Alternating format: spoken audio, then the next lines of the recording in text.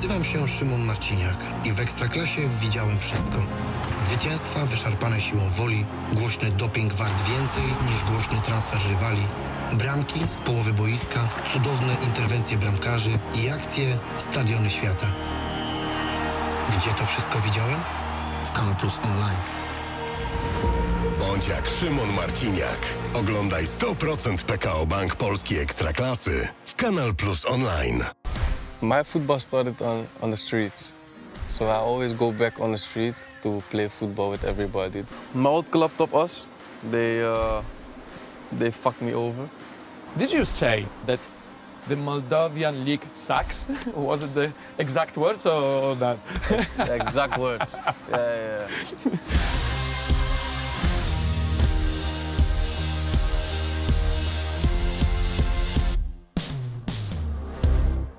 If we are talking about the guy who started playing professionally when he was 24. Yeah, I'm correct, 24. Yeah. You know, that's not usual. That's absolutely amazing. Yeah.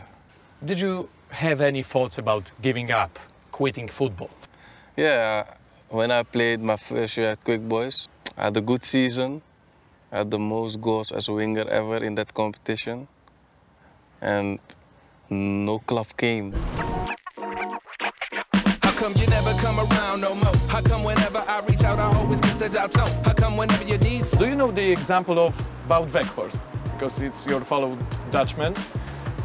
By 20, he was a ski instructor and he was working at the petrol station. So I am wondering, what's wrong with scouting in your country?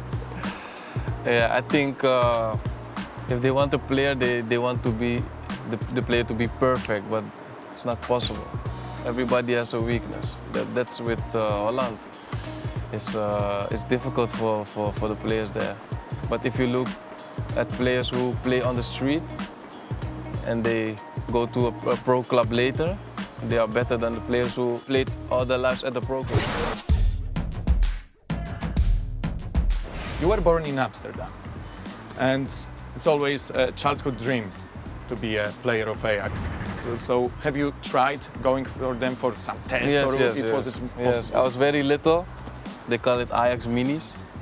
I trained there for 1 year, and then it was like a warming up for a year, and then they say like search for a club, or you can stay at Ajax. And in my case, it was search for a club, play there, and we're still looking, but they never came back. So we can say that your first professional team was Volendam, yes? At Volendam, I was a boy. I was 18, 19 years old. My first year was for the second team. I played every game in the second team. My second year was on the bench with the first team. I made my debut. But yeah, I was a player who always wanted to show myself extremely. So if I played with a smile. I made too much actions. I shoot from far distance, and at that time they don't like it because they were like, you are young, you need to pass the ball to the older people, you need to do this, you need to do that. And that's why I left Volendam. Were you allowed to play football after the training sessions with Volendam, or it wasn't allowed for the football players, you know, because you can get injured when you're playing on surface like that? Yeah, it was not allowed, but yeah, I still did it. You cheated? Yeah, of course. I always do. It was the same last year with Top Os. It's not possible to do it, but I'm doing it with my friends. But I never had a great injury or something, so I'm always good, perfect, healthy, so I'm happy with that. I remember an interview with Zinedine Zidane when he was talking about his time at Juventus with Edgar Davids in the dressing room, and Davids always asked Zidane after the training sessions that you need to remember about the grassroots. We need to play football with the people, with the fans, and it happened like twice a week, so yeah. I can presume that the same happened with you, with your friends after that. Yes, of course. Also with Top Os, sometimes two players had to go to one pitch with children, then we play football with the children, and it's very nice.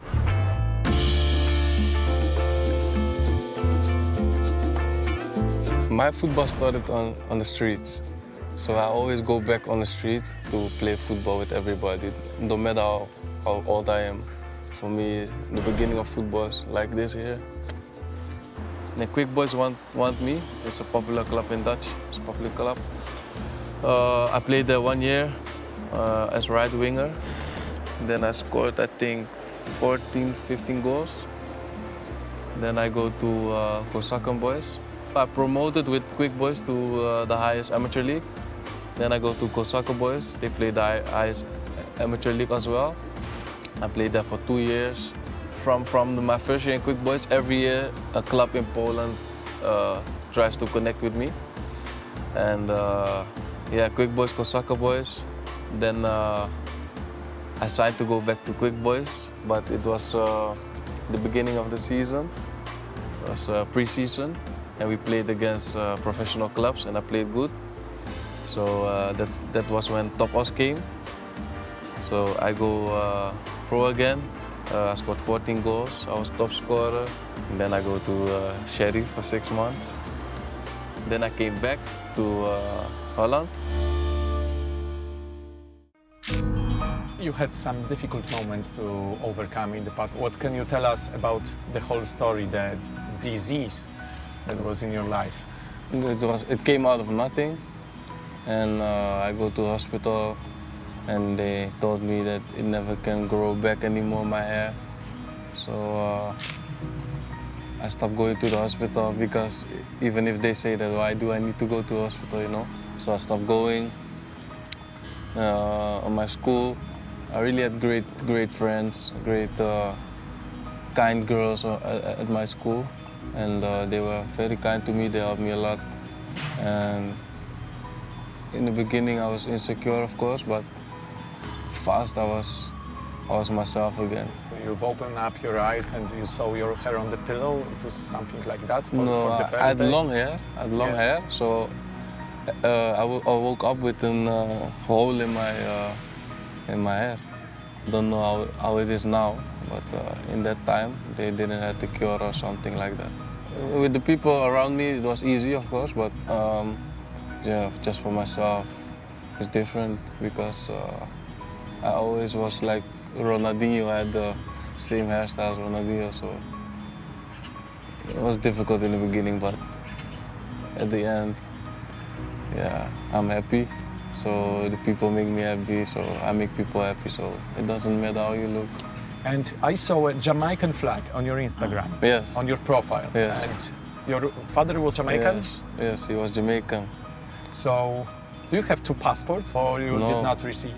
I did not receive it, but when I was very young, my mother ran away from my father, so they separated since I was, I think, 4 or 5. So and we never saw him again, of course. But all we know is that he's Jamaican, and I want to play for Jamaica if it's possible, of course.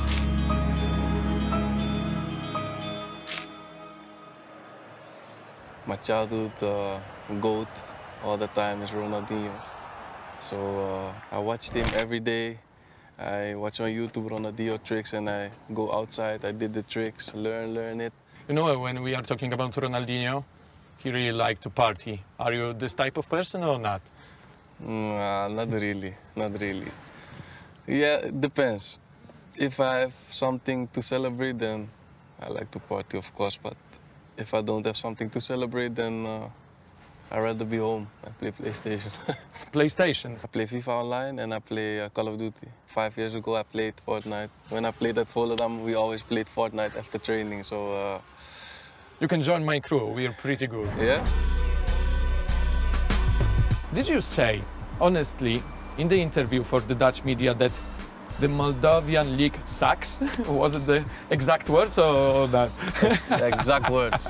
Yeah. It's not... everybody knows at Sheriff, if nobody wants to play that. Everybody's like, okay, just play. But they don't want to play.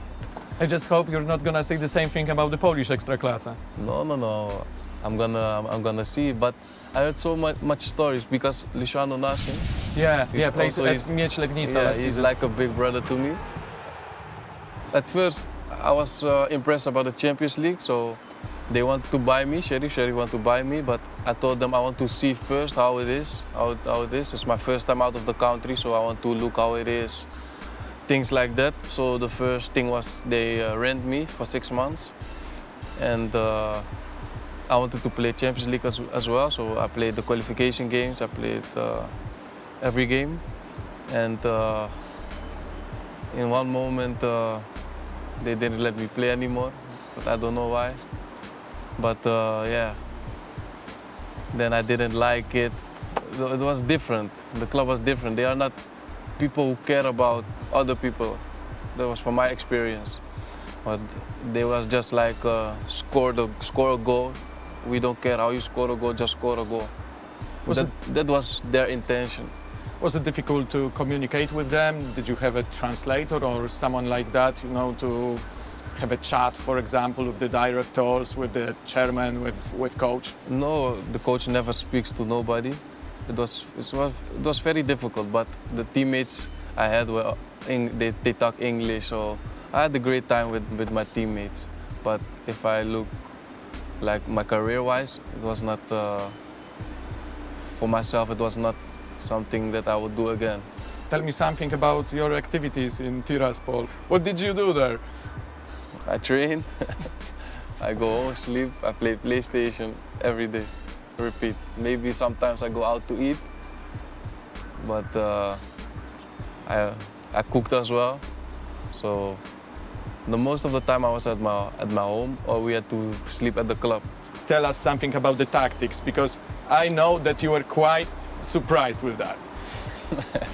Yeah, the tactics. I don't remember much, but what I remember is the tactic was score a goal, and we don't care about how we score a goal, just score a goal and win the game. I had to go back to Topos because I was on loan. So I already taught everybody from like, this is my last games at Topos. I never want to play again for Topos again. My old club Topos, they fucked me over. Yeah. In my first year at Topos, there were people who took me, and they stayed for 1 year, and then everything switched at the club. So there are new people at the club. The directors, you mean, the coach? Yes, everything switched, and then Topos was like, now it's not a great club. So if I'm being honest, I'm never going back to Topos again with the people who is staying there now, working there. And yeah, it's just something about respect also, I think, because I did everything for the club. I give my all and they give nothing back to me, you know. So that was disappointed for me, and they tried to block. They tried to block me in going to another club. There was a situation during the last season for Topos that you were not even on the bench. You were out of the team for a short period of time. One game, yes. Yeah, one game. There was no reason known publicly. Yes. What happened there? Yeah, we was playing against the last team, FC Utrecht, young FC Utrecht. They were the last place. In that week, I trained well, I trained good. But the coach, for some reason, he screams and he says some things to me. But it was not normal, you know. And I'm a guy. If it's not normal, I'm not letting you disrespect me because I'm a man too, you know. So yeah, what he was screaming to me, I screamed back. One time, he screamed it back. Second time, I screamed it back. Third time, that was it. So it was like... It was like, shut up. Okay, so it was like but I all said, over shut for up you. Too. Yeah. At Topos. Yes. I want to play with fans. I want to enjoy my time on the field and stay in the league with our guys, of course. And it's not about the money, because if it was about money, then I go somewhere else. But I want to learn more. I want to be a better player. And my feeling with Poland was 50-50, but I have some friends who played in Poland, and they say it was really good. So that made the decision easier for me to came to here. When I'm playing football, my mind is, I cannot explain it, but my mind is not on earth. So I'm at a very happy place when I play football.